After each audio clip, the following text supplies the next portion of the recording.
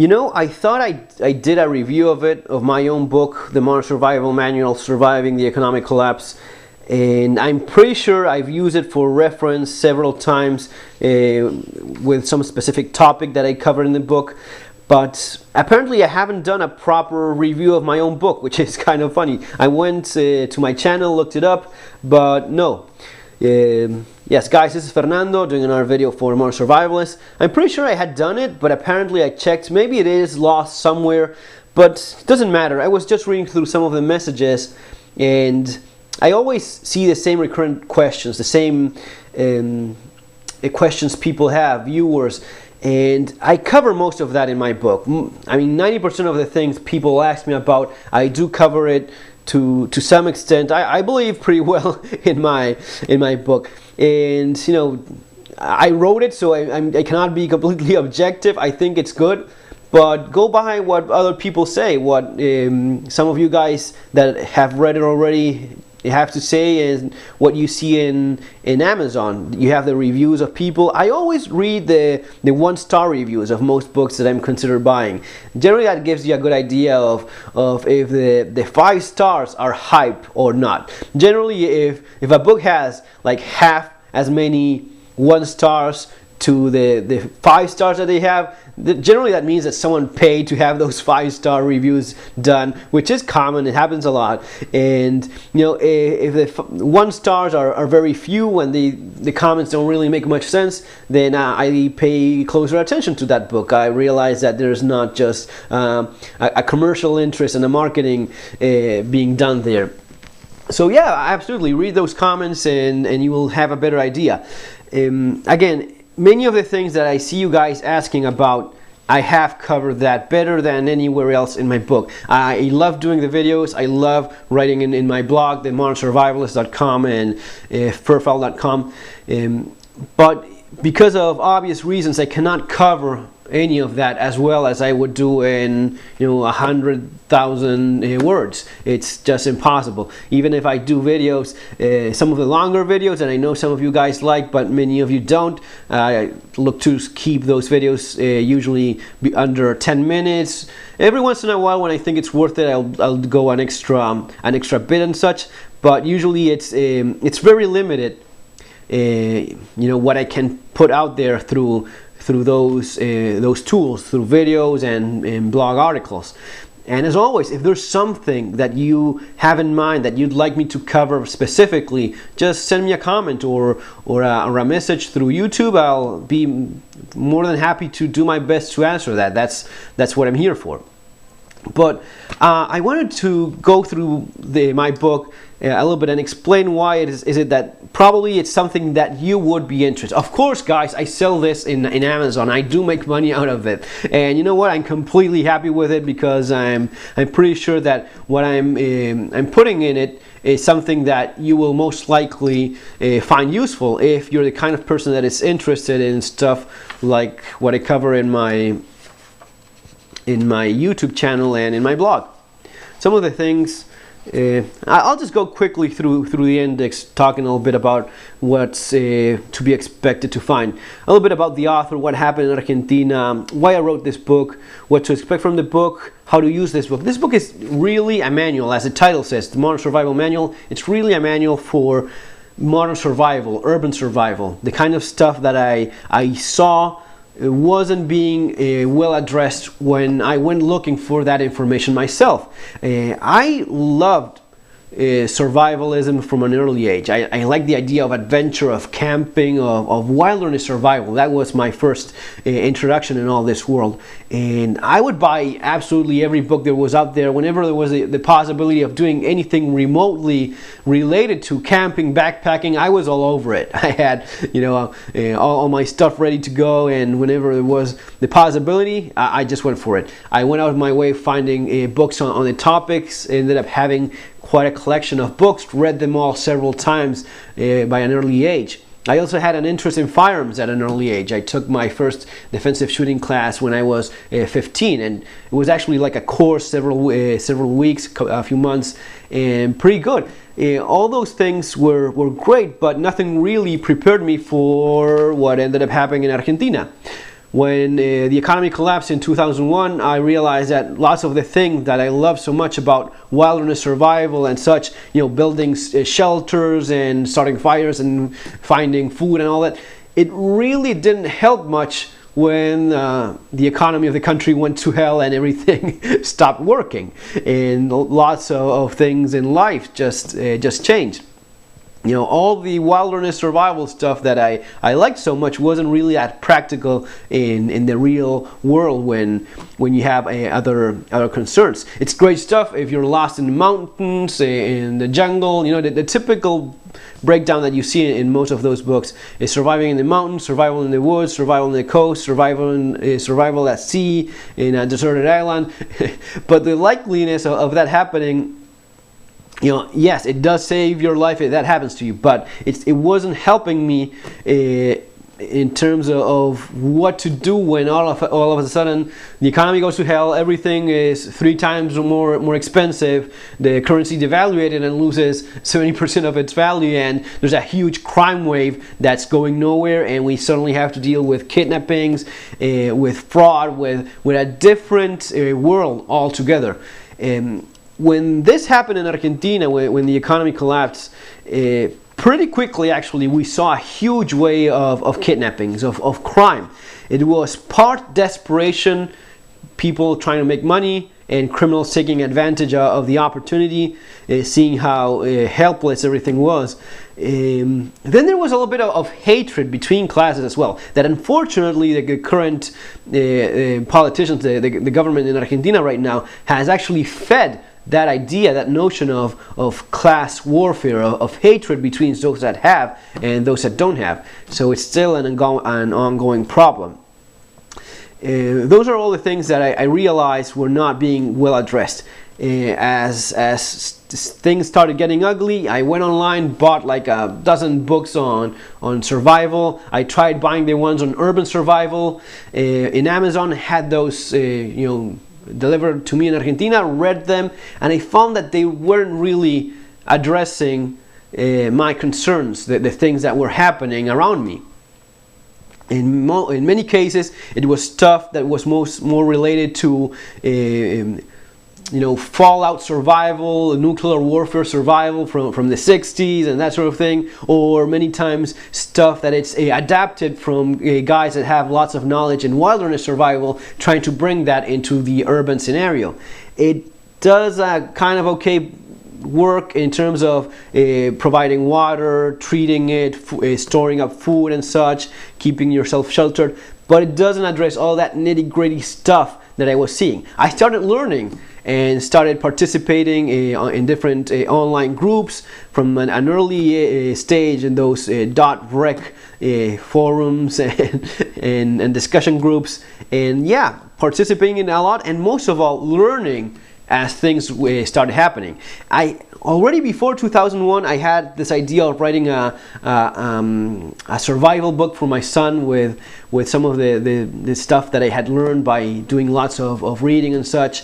But then it became more of, obviously what's happening here is not being addressed well in any book that I had read so far. So I'm going to be doing a manual for this sort of stuff, for when there's an economic collapse, when all this stuff happens. Shelter, the way I address that. Some of the things that in the introduction, I talk a little bit about this idea of the difference between what really happens during something like this, or what people have being led to believe based on works of fiction, or just even wishful thinking, is hoping that we are going to be going back to the better old days when your daughter married the blacksmith of the town when she was 18 and all that. I call it the little house on the prairie syndrome, being like the family, the Ingalls family of Yorn, it just really doesn't happen. Like, it's more like a third world crappy life than a Ingalls family life that you're looking forward to when an economy collapses and a country breaks down the way it did in Argentina. We had like very crazy stuff, like the president resigning and 5 different presidents in a week, and what was a state of siege being declared. You couldn't gather in more than I think it was like 3 or 4 people. You had to be home by 8 p.m. that sort of thing. So it was pretty crazy. Lots of stories there. Your shelter. I talk about home. One of the difference. I talk quite a bit about home security, and not just bunkering in and building a like a trench or something like that, but practical stuff in terms of keeping your home safe, keeping your family safe, increasing your security. But at the same time, I have to keep it real, because life still goes on. I say this all the time. In spite of in spite of the 25% unemployment, 50% unemployment for those between 18 and 35, whatever you want to look at it, life still goes on. You still have to show up to work. You still have to take the kids to school. You still have to do all that crap that you don't like doing now. You're not gonna be king of the hill, Mr. Survival in your forts and going out on raids and looting the closest Walmart for supplies. Not real. Okay. Talk about lots of things. Dogs. About moving around, identifying threats. Vehicle. I talk a little bit about some of the defensive driving maneuvers that I found to be useful, and in some cases actually ended up using, and talk a little bit about that. It's kind of hard to explain that in a book. It's of course much easier to show it in a video maybe, but I think that message does get across. Many of these things, most of the classic the evasive driving maneuvers are pretty well known, and you will find no doubt videos on it on YouTube if you look. But it's just the idea of putting that knowledge in your head. Then you will take that from here. I think, again, I wrote it. I cannot be completely objective, but I think it's a great kickstart for someone interested in modern survivalism and in urban survival. That's my idea of modern survival, is like being prepared for all these things with a life that is not that different from what it used to be, but just harder and a little bit more complicated with new challenges. Talk about cars, what to look for. Then, yes, of course, I talk quite a bit about gear, supplies, talk about firearms as well. I try to make a good case. I understand that there's people out there, and many of you guys that are not quite sold on the idea of being armed for self-defense. Or if you are, you're not quite sold on the idea of, do I really need to carry every single day? Man, that's such a drag. I'm not going to be shooting anyone ever. Why carry every day? Or why bother with a big nasty gun when I have the possibility of going with a subcompact that really doesn't bother me that much? I talk about stuff you would have in a bug-out bag every day, carry stuff. Food supplies, I don't go crazy in the chapter about food, just stick to basics, mostly mentioning some of the stuff that you would likely find in your supermarket that has a long shelf life and would be really easy for you to stock up quite a bit of food. I don't go into gardening, farming, and that sort of thing. There's books dedicated to that, and it's definitely not my field of expertise. Water, I did learn to appreciate water a lot. If you've been without power, that sucks. If you've been without water, you know exactly what I'm talking about. And if you've been without running water for a couple of days, you know me quite. You understand where I'm coming from. Water is so much worse to be without than power, and it's always taken for granted. Very few people actually stock up a good amount of water for the day when tap water is not available or is compromised in some way. Talk about filtering water. It's even if you had tap water like we did in Argentina, tap water is actually so polluted and such a poor quality control that you have to filter all of it. Tap water in Argentina is just pretty bad. Self-defense, that's maybe one of the focuses that I concentrated most in my book. Why? Because, man, I can talk about survival, preparedness, economic collapse, whatever you want for years. I've actually been doing that. It sucks when you don't have money. It sucks when you don't have a job. It sucks when all these things happen. Even if you have to move back to your folks and move to the basement where you lived as a teenager, it all sucks so much. But nothing sucks nearly as much as when someone gets shot, someone gets stabbed, someone gets hurt by a social predator. Your life then is just screwed. There's no coming back from that.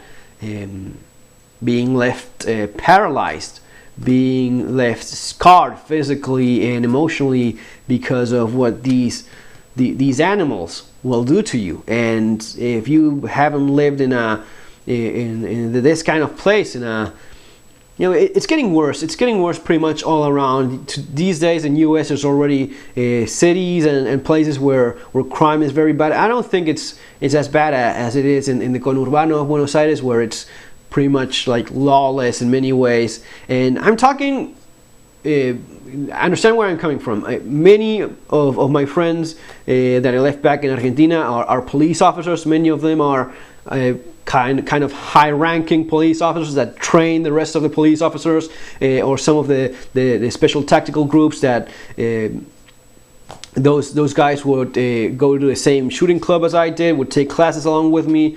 I know what I'm talking about. I know what I'm talking about when I tell you that friends in police would tell me, don't go out this day and this day because we only patrol Mondays and Tuesdays because we only have gasoline for that. We don't have gasoline for every single day, for patrolling every single day on the streets. So those are the days that criminals know we're not around. So those are the days you want to be a little bit more extra careful.